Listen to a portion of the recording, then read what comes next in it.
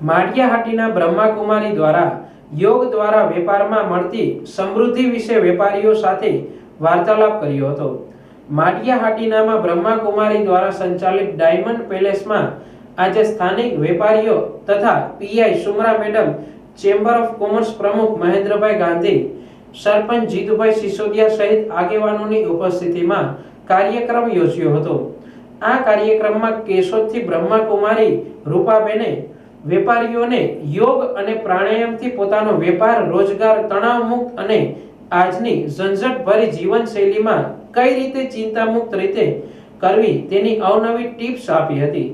આ કાર્યક્રમને સફળ બનાવવા માળિયાહાટીના ડાયમંડ પેલેસના બ્રહ્માકુમારી મીતાબેન સહિત દ્વારા વિશેષ વ્યવસ્થાઓ કરી સ્વાગત સન્માન કરવામાં આવ્યું હતું। મારું નામ બ્રહ્માકુમારી મીતાબેન છે। આજે માળિયા સેવા કેન્દ્ર ઉપર બિઝનેસ વિંગનો એક સેમિનારનું આયોજન કરવામાં આવ્યું હતું।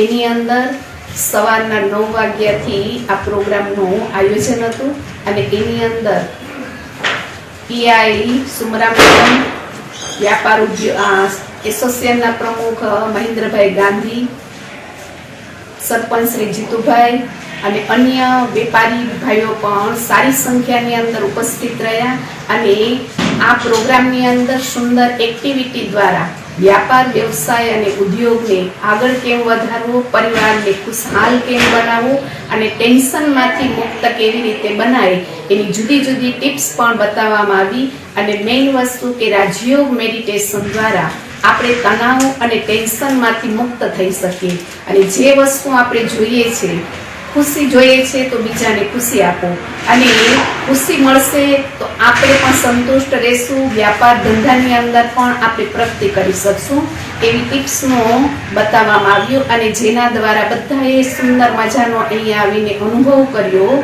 અને આખરે રાજયોગ મેડિટેશનનો અભ્યાસ પણ બધાને કરાવવામાં આવ્યો અને છેલ્લે બધાને ઈશ્વરી પ્રભુ પ્રસાદ આપવામાં આવ્યો। ઓમ શાંતિ।